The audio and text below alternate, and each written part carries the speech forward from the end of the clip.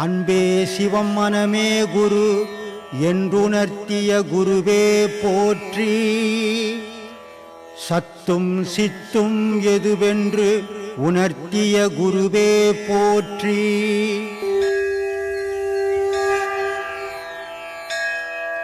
இது நடராஜருக்கு திருமஞ்சனம், ஆணி திருமஞ்சனம் செய்யறாங்க இல்லைங்களா, அபிஷேகம் பண்றாங்க, அதனுடைய விளக்கம் எனக்கு ஐயரை கூப்பிடுறேன் நான் கேட்டுக்கோ. ஏன்னா நான் மந்திரம் பண்றது இல்லை. சொல்லுமா, சொல்லுங்க சாமி. எனக்கு தெரியாதுமா, நான் அதெல்லாம் பண்றதே கிடையாது. எந்த சாமிக்கு எந்த மந்திரமும் சொல்ல மாட்டேன். எனக்கு மந்திரம் எல்லாம் மௌனம் தான், வேற எந்த மந்திரமும் அதுக்கிட்ட செல்லாது. அதெல்லாம் காத்தோட போகுது. எப்போ ஒருத்தர் வாய் திறந்து ஒரு விஷயத்த சொல்றானோ அது காத்தோட கலந்துடும். ஆனா எவன் ஒருத்தர் மனசோட நிறுத்துறானோ அதுதான் செயலுக்கு வரும். அதனால தான் நான் சொல்றது, காலையிலேருந்து சாயந்தரம் வரைக்கும் ஐயர் மந்திரம் சொல்றாரு. சாமி கிட்டோம். எந்த சாமியாவது எந்த ஐயரோ ஞானி ஆகிக்கிறாரா? இல்ல. ஏன் இல்ல? மந்திரம் நம்ம காலையில் 5லேருந்து இருக்கிற சாமி கிட்ட எல்லாம் போய் ஒவ்வொன்று கத்தி கிடக்குறான். அது தொழில். மந்திரம்ன்றது நீ ஒரு தொழில் செய்யற மாதிரி அவர் ஒரு தொழில் செய்யறாரு. அவர் ஞானத்தை தேடி போலாங்க. அது ஒரு வேலைக்காக அதை படிச்சுட்டு அதை சொல்லிங்கிறாரு அவர். அதனால ஞானம் வராது. ஞானம் சும்மா இருந்தால் தான் சுகம் வரும். அதனால சும்மா இருக்கணும். சும்மா இருக்கணும்னா மௌனமா இருக்கணும். அதான் ஞானம். அது வரணும்னா நான் மற்றதெல்லாம் போய் கும்பிடுறது இல்லை. எந்த கோயிலையும் போய் சாமியே அப்படின்னு கும்பிடுறது. இப்போ குழந்தை பிறக்கும்போது சிஸ்டர் இன்னும் நார்மல் டெலிவரி சொல்றாங்களா, யோனி மூலமா பிறக்குது குழந்தை அப்படின்னு. அதுக்கு எதுக்கு சாமி ரொம்ப அந்த ஜாதகம் அதுக்கெல்லாம் எதுக்கு சக்தி இருக்குது? ஜாதகமா பயன் தராது. இல்ல யோனி மூலம் வர்ற குழந்தைக்கு சக்தி இருக்குதுங்களா? இல்ல அந்த லகான் கோழி இருக்குது தெரியுமா? லகான் கோழி நாட்டு கோழி இருக்குது. நாட்டுக்கோழி 21 நாள் பொறுத்து தான் அது குஞ்சு பொறிச்சு வெளியே வரும். இந்த லகான் கோழி ஒரு ட்ரேயில் அடிக்கிட்டு ரொட்டி கடையில் பிரெட் எடுக்கும்போது பார்த்துக்கிறியா நீ? ஒரு ட்ரே இருக்கும் அப்படி. அதில் ஒரு இது மாதிரி மத்து மாதிரி துடுப்பு மாதிரி வச்சுருப்பான். உள்ளோண்டு ஹோல்ஸ் தான் இருக்கும் அடுப்பு. அது உள்ள நெருப்போடு கொளுத்தி அதெல்லாம் எடுத்துகிட்டு இருப்போம். அதில் அனல் இருக்கும். அதில் அந்த ரொட்டி கடையில் விட்டுருவோம். அத்தை விட்டான்னா ஒரு அதை மூடிட்டு எடுத்துட்டோம்னா எல்லாம் வெந்து போயிருக்கும். அது மாதிரி முட்டையெல்லாம் ஆடிக்கிட்டு ட்ரேலில் விட்டுட்டு ஒரு போட்டு கொய்ன்னு குஞ்சுங்க வருது. ஆனால் ஒரு சின்ன கல் எடுத்து போட்டுன்னு செத்து போட்டோம். நாட்டுக்கோழி மேலே இவ்வளோ பேர் கல் எடுத்து போட்டுனா பக்கத்து வீட்டில் போய் நின்று போட்டோம். அப்போது அதுக்கு உயிர் உறுதி. இதுக்கு உயிர் மெத்தமான உயிர். மனுஷங்கார கூட அப்படிதான். ஆத்மாவணக்கம் சாமி. ஆத்மாவணக்கம் சாமி. எங்கேருந்து வரீங்க? திருவண்ணாமலையிலேருந்து வரேன் சாமி. பேர்? ராமன். சொல்லுங்கள் சார். சாமி, ஞானத்தை அடைய உபதேசம் எந்த அளவுக்கு முக்கியம்? நல்ல கேள்வி. ஞானத்தை அடைய உபதேசம் எந்த அளவுக்கு முக்கியம்? நிறைய பேர் நினச்சிருக்கிறாங்க. இப்போ நம்மளை கூட சிலர் டிவியில் வச்சு வெளுக்கிறாங்க. அதுக்கெல்லாம் கூட பதிலாக இருக்கும். அது நான் கேட்கும்போது கோபம் வரல, சிரிப்பு தான் வந்தது. வந்த சிரிப்பை நான் என்ன பண்ணுறேன், கோபம் மாற்றாமல் அதே பட்டினத்தார்கிட்டே கேட்டேன். இந்த கேள்விகளை நீங்கள் தான்ப்பா பதில் சொல்லணும் அப்படின்னு அவர்கிட்ட கேட்டேன். அப்போ அவர் சிரிக்கிறாரு. ஏண்டா இது எதுவும் புதுசு இல்லை, இது எதுவும் புதுசு இல்லை. இந்த உலகத்தில் எனக்கு முன்னாடி அப்படி தான் இருந்தது, என் காலத்துலேயும் அப்படி தான் இருந்தது.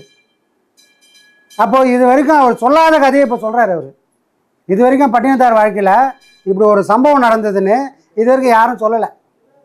ஏன்னா பட்டினத்தார் சொல்லலை. பட்டினத்தார் சொன்னால் தானே தெரியும். அப்போ நம்ம இப்படி ஒரு கேள்வி வைக்கும்போது அவர் சொல்கிறாரு, உபதேசத்துக்கும் இந்த ஞானத்துக்கும் ஏதாவது சம்பந்தம் உண்டா? இவங்கெல்லாம் இப்போ தானே உபதேசம் வாங்கினாங்க, நாங்களாம் அந்த காலத்துலேருந்தே இருக்கிறோமே அப்படின்லாம் சொல்கிறாங்களே சாமி. உபதேசத்துக்கும் ஞானத்துக்கும் சம்பந்தம் உண்டா அப்படின்னா, டேய் இதெல்லாம் என் வாழ்க்கையில் நடந்துச்சுனான்றாரு. சரி சாமி, என்னோடய கேள்விக்கு பதில் சொல்லுங்கள் அப்படின்போது அவர் சொல்கிறாரு,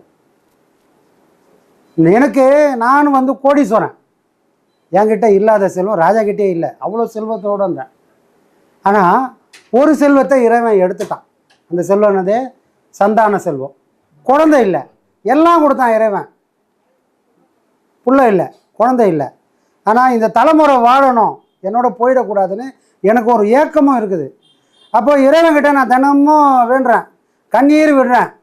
ஒரு நாளும் அவன் மனசு கரையவே இல்லை. காலங்கள் ஓடுது. காலங்கள் ஓட ஓட ஓட ஓட ஒரு நாள் அவனே என் கனவுல சொல்கிறான், ஏண்டா பிள்ளை இல்லைன்றியே, வீட்டில் இருக்கிற தங்கத்தை இது செல்வத்தெல்லாம் மூட்டை கட்டு, திருவிடைமருதூருக்கு போகிற வழியில் 2 பேர் குழந்தைய, ஒரு புளிய மரத்துக்கு கீழே ஒரு குழந்தைய தொட்டிலில் போட்டுக்கின்னு வறுமையில் இருப்பாங்க. இந்த குழந்தைய கொடுத்துட்டு யாராவது காசு பணம் கொடுக்க மாட்டாங்களான்னு தவத்தில் இருக்கிறாங்க. நீ அங்கே போய் அந்த குழந்தைக்கு இடைய உங்ககிட்ட இருக்கிற செல்வத்தை கொடுத்துட்டு குழந்தைய எடுத்துக்கோ அப்படின்னு ஒரு குறிப்பை இறைவன் வந்து கனவுல வந்து சொல்கிறான். சொன்னான், இறைவன் சொல்லிட்டான். அதுக்கப்புறம் நான் இப்போ காலையில் எழுந்து கிளம்பி அதே மாதிரி போகிறேன். அதே மாதிரி இறைவன் எந்த இடத்துல சொன்னானோ அந்த இடத்துல 2 பேர் இருக்கிறாங்க, புருஷன் பொண்டாட்டியா. கொஞ்சம் வயதான தோட்டத்தில் ஒரு குழந்தைய தொட்டிலில் போட்டு ஆட்டிக்கின்னு பசியும் பட்டினியுமா இருக்கிறாங்க. பார்த்த உடனே இறைவன் சொன்ன அடையாளமும் இங்கே நான் பார்த்த அடையாளமும் பொருத்தமாக இருக்குது. அப்போ இவங்க தான் அவங்க அப்படின்னு என்ன பண்ணுறேன், நேராக அங்கே போய் அவங்களுக்கு தேவையான பொருளெல்லாம் கொடுத்துட்டு குழந்தைய எடுத்துன்னு வந்துட்டேன். குழந்தைய எடுத்துன்னு வந்துட்டு மருதவாணன் பேர் வைக்கிறேன். ஏன்னா அந்த கோயிலுக்குள்ளே, திருவிடைமருதூர் கோயிலுக்குள்ளே மருதவாணருக்கு ஒரு இது இருக்குது. அப்போ அந்த சிவனுடைய பேர்லேயே தான் பிள்ளை இருக்கட்டும் அப்படின்னு மருதவாணர்னு பேர் வைக்கிறார். பேரை வச்சு எல்லா விஷயமும் கற்றுக் கொடுக்குறாரு. குழந்தையும் ஆக ஓகோன்னு வரான். செல்வ சீமாட்டியாக இருந்தால் அப்புறம் தங்கத்தட்டில் தான் சாப்பாடு போடுவார். சாப்பிட்றான் பையன். அப்போ அந்த பையன் என்ன பண்ணுறான், நம்ம பரம்பரைன்னு ஒரு தொழில் இருக்குது, அந்த தொழிலை நானும் பண்ணணும், இதே மாதிரி எல்லாத்தையும் அனுபவிச்சுட்டு போகிறது எனக்கு விருப்பம் இல்லை, அப்போ நான் பண்ணணும் அப்படின்றாரு. அப்போ எனக்கு கொஞ்ச நாள் பொறு, உனக்கு இன்னும் கொஞ்சம் நாள் ஆகட்டும், இன்னும் கொஞ்சம் பக்கம் வரட்டும், இந்த தொழிலோட நெளிவு சுழிவெல்லாம் நீ கற்றுக்க அப்படின்னு சொல்கிறாரு. ஆனால் பையன் கேட்கல.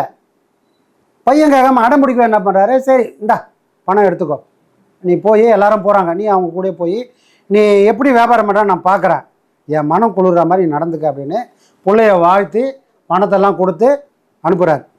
பையனும் போயிட்டான். போயிட்டு அங்கெல்லாம் ஒரு சில்மஸெல்லாம் பண்ணிவிட்டு எல்லாரும் தேவையானதெல்லாம் வாங்கிட்டு வராங்க. இவன் மட்டும் என்ன பண்ணுறான், வரட்டியும் சாம்பலும் வாங்கிட்டு வர்றாரு. இந்த புள்ள திருநீர் மூட்டை மூட்டையாக திருநீரை கட்டி கூட்டின்னு எடுத்துன்னு வர்றாரு, சாணி உருண்டையை கட்டி எடுத்துன்னு வர்றாரு. அதை பார்த்த உடனே படகுலேயே கப்பல்லையே என்ன பண்ணுறாங்க, புள்ளைய எல்லாரும் கடல் பண்ணுறாங்க. அந்த புள்ளை எதுக்கும் மசீர புள்ள இல்லை, ஏன்னா அந்த புள்ள அதனால் யாருக்கும் அது கலங்கவே இல்லை. அது பாட்டு சந்தோஷமாக இருக்குது. வந்துடுறாரு. வந்த உடனே இவன் வர்றதுக்கு முன்னாடியே இவன் பண்ண எல்லா செய்தியும் பட்டினத்தாருக்கும் போயிடுது. அவருக்கு பொறுக்க முடியல. எதுக்காக பொறுக்க முடியல, பணம் போச்சுன்னு பொறுக்க முடியலன்னா அது இல்லை. இந்த பணம் போனால் அவரால் இன்னும் 1000 மடங்கு சம்பாதிக்க முடியும். ஆனால் அவருக்கு என்ன மனம் வேதனைப்படுதுன்னா, தனக்கு இப்படி முட்டாள் பிள்ளையா பிறக்கணும், இதுக்காக நான் இறைவனை வேண்டி வேண்டி பெற்றுக்கினேன், இறைவனே எனக்கு கனவுக்குள்ளே வந்து சொன்ன புள்ள ஒருவேளை இந்த பிள்ளையா இல்லை வேறு எதுனா பிள்ளையா மாற்றி எடுத்துட்டணும் அப்படின்னு வேதனை. அந்த வேதனையோட வெளிப்பாடு தான். இயலாமல் தான் புள்ள ஒரு முட்டாளாகிறானேன்ற வேதனையில் அவருக்கு கண்ணெல்லாம் செவந்து போகுது. கண்ணெல்லாம் செவந்து போன உடனே போகிறாரு, நேராக போகிறாரு. புள்ள காணோம். மூட்டையெல்லாம் எடுத்து வீட்டுக்கு வர சொல்லிட்டான். சரி இங்கே காணுமேனு வீட்டுக்கு போகிறாரு. வீட்டுக்கு போனால் அப்பத்தா கிட்ட என்ன பண்ணுறான், புள்ள ஒரு ஓலையை கொடுத்துட்டு, அப்பா வந்தோடனே இதை கொடுத்து நான் விளையாட போகிறேன் அப்படின்னு சொல்லிட்டு போயிட்டான். பட்டினத்தார் போகிறாரு. போன உடனே கேட்குறாரு. கேட்டவுடனே அந்த மாதிரி சொல்கிறேன், அப்பா வந்தான்பா, வந்த உடனே விளையாடுறதுக்குன்னு போய்க்கிறான், விளையாட போகிறேன் போய்க்கிறான். நீ வந்தவுடனே இந்த பொட்டியை கூடுன்ட்டு போய்க்கிறான். ஏற்கனவே அந்த புள்ள மேலே கடுகடுகடுங்கிறாரு. இந்த பொட்டியை அப்படி என்னதான் இந்த பொட்டியில் எடுத்து வச்சுக்கிறான்னு அந்த பொட்டியை வாங்கி பார்க்குறாரு. ஒரே ஒரு வாக்கியம்தான், காதற்ற ஊசியும் வாராது கான் கடை வழிக்கே. புள்ள மேலே கோபம் வருது. தனக்கு இப்படி ஒரு புள்ள பிறக்கணுமா அப்படின்னு கோபத்தில் என்ன பண்ணுறாரு, அவங்க அம்மா கிட்ட போய் சொன்னால், அம்மா உன் பையன் தான்ப்பா கொடுத்துட்டு போய்க்கிறான் அப்படின்னு கொடுத்த உடனே அதில் ஒரே ஓலையில் ஒரே ஒரு எழுத்து தான், காதற்ற ஊசியும் வாராது கான் கடை வழிக்கேன்னு தெரிஞ்ச அடுத்த செகண்டு, படித்த அடுத்த நொடியே அவருக்கு இந்த உலகம் எவ்வளோ பெரிய நிலை இல்லாத உலகம், நான் எதை நம்பி வாழ்ந்துட்டுருக்கேன், பொண்ணு பொருள் புள்ள அப்படின்னு தானே வாழ்ந்துட்டேன் அப்படின்னு அந்த ஞானம் அந்த ஒரு நொடியிலே அவருக்கு பிறக்குது. உபதேசம். இப்போ பட்டினத்தாருக்கு தான் பிள்ளையோட மூலிமா ஞானம் பிறந்துடுச்சு. அந்த நொடியே அவர் என்ன துறவியே ஆகலை. ஞானம் பிறந்ததுக்கு அப்புறம் தான் அவர் துறவி ஆகிறார். என்ன பண்ணுறாரு, அவர் போட்டு இந்த பட்டாடையிலேருந்து நகை நெட்டிலேருந்து எல்லாத்தையும் தூக்கி போட்டுட்டு கீழே ஒன்றும் மேலே ஒன்றும் போட்டுட்டு கிளம்பிட்டார். கிளம்பிட்டு ஊருக்கு வெளியே போய் நிற்கிறார். பிச்சை எடுக்கிறாரு. அப்போ அவங்க அம்மா சொல்கிறாங்க, நீ இன்னும் முழுமையான ஞானி ஆகலை. ஞானம் வந்துச்சு, ஆனால் அது பக்குவம் அடையணும். ஒரு காயானா என்ன ஆகணும்? அது ருசி இருக்குமானா ருசி இருக்காது. அந்த காய் பழமாகணும். அந்த பழமாகிற வரைக்கும் அது மரத்தில் தங்கி இருந்தால் மட்டும்தான் அது சுவையுள்ள பழமாகவே இருக்கும். மரத்தை விட்டு விழுந்து மரத்துக்கு அதுக்கும் சம்மந்தம் இல்லாமல் ஆனால் கீழே விழுந்து வெம்பி கூட போகலாம். அப்போ சுவை இல்லாமல் போயிடும். அந்த மாதிரி ஆகிடக்கூடாது. என்ன பண்ணுறாரு, ஞானம் அந்த ஒரு ஓலைச்சோடிலே பட்டினத்தாருக்கு ஞானம் கிடைச்சிடுச்சு. அவங்க அம்மா கூப்பிட்டு சொல்கிறாங்க, இது பத்தாது உனக்கு, ஊருக்கு வெளியே சிவானந்தரோட ஆசிரமம் இருக்குது, நீ நேராக அங்கே போ, அங்கே போயிட்டு உபதேசம் வாங்கிக்கோ அப்படின்றாங்க. எப்போ ஞானம் அடைஞ்ச ஒருத்தருக்கு இப்போ அம்மா மூலிமா ஒரு வழிகாட்டுதல் வருது. இந்த ஞானத்தை நெறிப்படுத்தணும்னா உனக்கு உபதேசங்கள் வேணும், முறையான உபதேசங்கள் வேணும்னு சிவானந்தரோட ஆசிரமத்துக்கு அனுப்புகிறாங்க. அங்கே போகிறாரு, எதே அம்மா சொல்லிட்டாங்கன்னு போய் உபதேசம் வாங்கலான்னு போகிறாரு. போனவருக்கு என்ன பண்ணுறாங்க, அங்கே ஒரு சோதனை வருது. இந்த கதை முக்கியமான கதை, இது வரைக்கும் யாரும் சொல்லாத கதை, பட்டினத்தார் சொன்ன கதை. நம்மளுடைய கேள்விக்கு பதில் இங்கே தான் இருக்குது. அப்போ அவர் அங்கே போகிறார், உபதேசம் வாங்க போகிறாரு. போன உடனே என்ன பண்ண, பட்டினத்தாரோட எல்லா கதையும் அந்த குருவுக்கு தெரியும். இவர் எவ்வளோ பெரிய செல்வன் வந்தார், ஒரு நொடியில் இவர் எல்லாத்தையும் தூக்கி போட்டு வந்தார்னா இவர் ஞானியாக தான் வந்திருக்கார். அப்போ அவருக்கு வந்து அந்த மடத்தில் ஏற்கனவே இருக்கிறாங்க பாருங்க, அவங்களுக்கெல்லாம் கொடுக்காத ஒரு பேர் உபதேசத்தை பட்டினத்தாருக்கு கொடுக்கலாம், வெயிட் பண்ணு அப்படின்றார். அப்போ அந்த மடத்தில் கொஞ்சம் சும்மா இருப்பானா, உன்னையே நம்பி உலகால உக்காந்துக்கிறேன், நான் சீனியரு, எனக்கு கொடுக்காத உபதேசத்தை இவனை கொடுக்குறிய, இது எந்த வகையில் நியாயம்?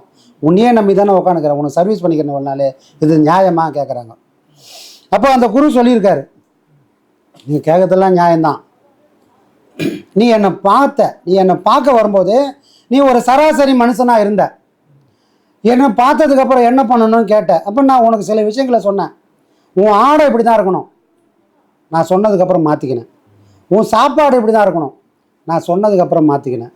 நீ இந்த உலகத்தில் இப்படி தான் வாழணும், நான் சொன்னதுக்கப்புறம் மாறினேன். ஆனால் நான் சொன்னாதான் உங்களுக்கு தெரிஞ்சுது. ஆனால் ஏற்கனவே ஒருத்தன் ஞானத்தை அடைஞ்சிட்டு எல்லாம் தயாராகவே வந்துட்டான். அவன் ஏற்கனவே தயாராக வந்தான், நான் அவனுக்கு எந்த உபதேசமும் கொடுக்கல. இப்போ அவனுக்கு தேவைப்படுறது பேர் உபதேசம்னு. அது வரைக்கும் அந்த மடத்தில் கொடுக்காத உபதேசத்தை பட்டினத்தாருக்காக அந்த குருநாதர் கொடுக்குறாரு. புரியுதுங்களா? இந்த கதையை பட்டினத்தார் சொல்கிறாரு, டேய் என் வாழ்க்கையில் இப்படி தானே நடந்தது, இது எப்போவுமே நடக்கும்டா. உக்காஞ்சிக்கின்னு ஆணி அடிச்சுன்னு உக்காந்து இருப்பான், குரு கிட்ட கற்றுக்க மாட்டான், தெரிஞ்சு வச்சுருப்பான். குரு போகிறாரு வராருன்னு தெரிஞ்சு வச்சுருப்பான், எதுக்கு போனாரு வந்தாருன்னு தெரியாதுடா, எங்கே போனாரு வந்தாருன்னு தெரியாதுடா. இது இந்த உலகத்தோட நியதி. உங்கள் அப்பனுக்கு சொல்லி பார்த்த உங்கள் அப்பன் கேட்கல, எல்லாருக்கும் எல்லாத்தையும் சொல்லிட்டாப்புல, நீயாவது உஷாராக இருந்துக்கோ, இது உலகத்தோட நியதி. அப்போ இப்போ கூட நம்மளை சிலர் கேட்குறாங்க, 98 போன நீயே பேசியிருக்கிறிய அப்படின்னு. அதுவும் உண்மை, இதுவும் உண்மை தான். 98 பட்டினத்தார் போன மாதிரி எல்லாம் தூக்கி போட்டு தான் போனேன். எங்கே போனேன்? வடகரை சிவானந்தர் ஆசிரமத்துக்கு தான் போனேன். போனேன்னு அவர் என்னை சேர்த்து இருந்தாருன்னா பரவாயில்ல, இந்த பிரச்சனையே இங்கே இருந்திருக்காது, எல்லாம் ஒரு மாதிரியாக போயிருக்கோம். அவர் என்ன பண்ணிட்டாரு, சிவானந்த பரமஹம்சர், டேய் என் பேரை சொல்கிறதுக்கு இங்கே 1000 பேர் இருக்கிறான்டா, உங்கள் அப்பன் பேரை சொல்கிறதுக்கு நீ போனாதான்டா முடியும்னு அங்கே தான் கட்டி விட்டேன்.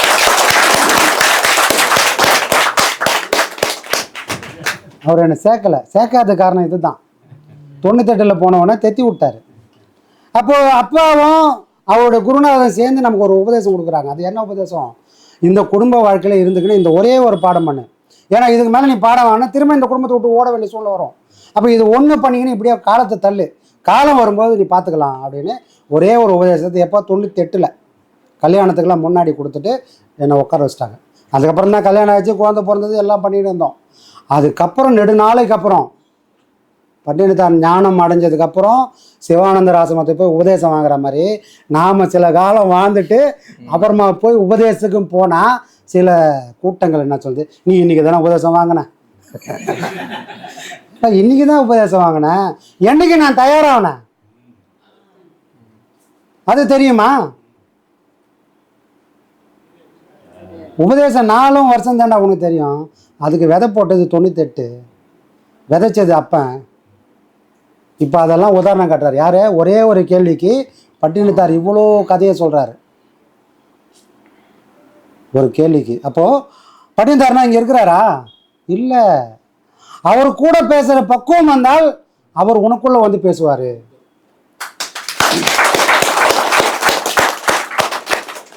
அப்போ இங்கே எதுவுமே பொய் இல்லையே. ஏன்னா அதே மண்டபத்தில் நானே சொல்லியிருக்கிறேன், கண்ணதாசன் கிட்ட ஒரு பழக்கம் இருக்குது. அவரை ஏன் எல்லாருக்கும் பிடிக்கும் அப்படின்னு சொன்னால், தன்னோட வாழ்க்கையை பத்தவர்த்தனமாக சொன்னார். நான் எத்தனை பொண்டாட்டி கட்டியிருக்கிறேன், எத்தனை புள்ளங்க எனக்கு அப்படின்னு யாரோ கண்டுபிடிச்சி அவர் வாழ்க்கையில் சொல்ல, அவரே சொல்லுவார் எனக்கு இத்தனை பொண்டாட்டிக்குது, இத்தனை பிள்ளைங்க இருக்குதுன்னு சொல்கிற மாதிரி நாமளும் வெளிப்படையாக தான் சொல்லியிருக்கிறோம். அப்பா ஊருக்கெல்லாம் உபதேசம் கொடுக்குறாரு, பிள்ளைங்க வாங்கலை, அதுக்காக அவர் கவலையும் படலை. ஆனால் நெடுநாளைக்கு அப்புறம் நாங்களாக கேட்டதுக்கப்புறம் தான் அவர் உபதேசமே கொடுத்தாரு. அதுவும் உண்மை தானே? அதே மண்டபத்தில் நாங்களும் தான் சொல்லியிருக்கிறோம், ஏன்டா இப்போவாது உனக்கு அறிவு வந்து தான் அவர் கேட்டுக்கிறாரு. அதையும் அங்கே பதிவு பண்ணிக்கிறேன். இங்கே எனக்கு கௌரவ குறைச்சி நான் எதுவுமே எதிர்பார்க்கல, உள்ளதை உள்ளபடி சொல்லிக்க, இங்கே மறைக்கிறதுக்கு ஒன்றுமே இல்லை. சொன்ன விஷயத்த அதை நீனவும் அதை கண்டுபிடிச்சி ஒரு வீடியோ எடுத்து போட்ட மாதிரி ஏன் போடுற? நம்மளே தான் பேசியிருக்கிறோம், இதை மறைக்கிறதுக்கு ஒன்றுமே இல்லையே. இது எல்லாமே உண்மை. ஆனால் காரணக்காரியம் தெரியுமா? எல்லா மகானோட வாழ்க்கையில் நடந்ததும் நம்ம வாழ்க்கையில் நடந்திருக்கு. அந்த கேள்விக்கு பட்டினத்தார் தான் வாழ்க்கையில் நடந்ததை இது வரைக்கும் வேற யாரும் சொல்லாத விஷயத்த நமக்கு சொல்கிறார். இந்த கதை யாருக்கும் தெரியாது, இது அவர் சொல்லாமல் யாருக்கும் புரியாது. அப்போ நம்ம வாழ்க்கையில் நடக்குது, அதை பொருத்தி பார்க்கும்போது கரெக்டாக இருக்குது. அப்போ அவர் சொல்கிறார், உங்கள் அப்பாவுக்கு எத்தனையோ வாட்டி சொல்லிட்டேன், எல்லாத்தையும் எல்லாருக்கும் சொல்லாத, உன் ஞானத்தை புரிஞ்சுக்கிற அளவுக்கு பக்குவம் இல்லை. மனுஷன் அஞ்ஞானத்தில் வாழ்ந்து அஞ்ஞானத்தில் சாவான். வாஞ்ஞானம் பேசி செத்து போகிற உலகம் பார்த்து நீ ஞானத்தை பேசினா அதுலேயும் நாம் ஏதாவது பண்ண முடியுமா பார்க்குற உலகத்தில் பேசாதன்னு உங்கள் அப்பா கிட்ட சொன்னேன், உங்கள் அப்பா கேட்கல. நான் வந்ததே எல்லாரும் கரை சேர்க்கறதுக்காக தான். கெட்டு போகிற உலகம் கெட்டு போயினே இருக்கட்டும், காப்பாற்றுற கடமை எந்து அப்படின்னு அவர் வைராகத்தோடு இருந்தார். பட்டினத்தார் சொல்கிறார். இன்னைக்கு நம்ம நிலைமையும் அதுதான். கெட்டு போகிறவங்க கெட்டு போட்டோம், காப்பாற்றணும்னு வரவங்கள நாமளும் சேர்ந்து அவங்களையும் காப்பாற்றி ஒரு நல்ல இடத்த போய் சேருவோம். அப்போது தம்பி கேட்ட கேள்வினா, உபதேசக்கும் ஞானத்துக்கும் சம்பந்தம் உண்டா அப்படின்னா, உபதேசம் வாங்கிறதுக்கு கூட பட்டினத்தார் ஞானத்தை அடைஞ்சிட்டார். அந்த ஞானத்தை நெறிப்படுத்துறதுக்காக உபதேசங்கள் வேணும். ஒரு விதை விதைச்சாச்சு, அந்த விதை இப்போ முளைக்க ஆரம்பிச்சிச்சு. இந்த பயிரை காப்பாற்றணும். எந்த பயிரை? ஞானம் என்ற பயிரை காப்பாற்ற உபதேசம் என்ற வேலி வேணும். ஏன்னா இந்த ஞானம் கூட சில நேரம் அஞ்ஞானத்தை கொண்டு போய் சேர்த்துரும். எது சரி எது தப்பு தனக்கு எல்லாம் தெரியுன்றது கூட நம்மளை திரும்ப நரக கோயிலை தள்ளிடக்கூடாதுன்னா உபதேசம் என்ற வேலி வேணும். அது சிலருக்கு பாடம் வாங்கினதுக்கு அப்புறம் கிடைக்கும், ஒரு சிலருக்கு மட்டுமே கிடைச்சதுக்கு அப்புறம் பாடம் கிடைக்கும். இது எல்லாம் இந்த உலகத்தோட உண்மை. அதை புரிஞ்சுக்கிற அளவுக்கு நமக்கு பக்குவம் இல்லை. நம்ம காலண்டரில் நம்பர் பார்த்து உட்காந்துருந்தா விளங்குமா? விளங்காது. இதெல்லாம் தாண்டி ஒரு வாழ்க்கை இருக்குது, அது தவ வாழ்க்கை. அது இறைவனுக்கு மட்டும்தான் புரியும், மகான்களுக்கு மட்டும்தான் புரியும். சராசரி மனுஷனுக்கு இது புரியாது, புரிய வைக்க முடியாது. அப்போ சராசரி வாழ்க்கைன்றது வேற, ஞான வாழ்க்கைன்றது வேற. அப்போ ஞானத்துக்கும் பாடத்துக்கும் சம்பந்தமே கிடையாது. பாடம் வாங்கின எல்லாரும் ஞானத்தை அடைஞ்சிருவாங்கன்னா அதுக்கும் வாய்ப்பே கிடையாது. அப்போ பாடத்தை வாங்கினா தான் ஞானம் அடைய முடியுமானா அப்படிலாம் ஒன்றும் கிடையாது. ஞானம் எப்போ வேணுமானும் கிடைக்கும். ஆனால் அந்த ஞானத்தை நீ கரெக்டாக கொண்டு போய் உன்னை இறைவன்கிட்ட சேர்க்கணும்னா உனக்கு பயிற்சிகள் வேண்டும். இல்லைன்னா இந்த வண்டியே பாதியிலே கூட நிற்கலாம், தடமாறலாம். அதெல்லாம் மாறாமல் உன்னை கண்டிப்பாக கொண்டு போய் இறைவன்கிட்ட சேர்க்கணும்னா பயிற்சிகள் கட்டாயம். இதை எல்லாரும் பண்ணிக்கிறாங்க. ரமணர் அவங்க அப்பா செத்த உடனே அவருக்கு ஒரு ஞானம் வந்துச்சு, உலகம் இதுண்டா. இது வரைக்கும் நான் அப்பா அப்பான்னு கூப்பிட்டுருந்தேன், இன்றைக்கி அப்பா அப்பான்னு கத்துறேன், ஏந்துக்கவே இல்லை. அப்போது இவ்வளோ நாள் இவரை நான் கூப்பிடல, வேறு யாரையோ ஒருத்தரை கூப்பிட்டு இருந்தேன், அது தெரியாமல் நான் வாழ்ந்துட்டேன். அப்போ எனக்குள்ள நான் அடையாளமாகி நான் இல்லை, எனக்குள்ளே ஒருத்தன் இருக்கிறான், அவன் யாருன்னு கண்டுபிடிக்கணும். அதோட கேள்வி தான் நான் யார். யாரு? அவங்க அப்பாவுக்குள்ளே ஒருத்தர் இருந்தாருன்றது அவர் புரிஞ்சவொன்னா, அப்போ எனக்குள்ளே ஒருத்தன் இருக்கிறான், நான் யாருன்ற கேள்வியை கேட்கணும் அப்படின்னு எல்லாரையும் தூண்டினது காரணம் அவங்க அப்பா செத்த உடனே ரமணருக்கு ஞானம் வந்துச்சு. ஞானம் வந்தோன்னு சும்மா போலியே, தவம் பண்ணுறாரு, அதுதான் அவரோட பயிற்சி. அந்த ஞானத்தை செதற விடாமல் இருக்கணும்னா தவம் கண்டிப்பாக வேணும். அதுக்கு குரு மூலியமாக வழி எடுத்துக்கலாம், இலக்கு தனக்கு தெரிஞ்சதுன்னா தானேவும் பண்ணிக்கலாம். புரியுதுங்களா? இந்த கேள்விக்கு தான் பதில். சரிங்க சாமி.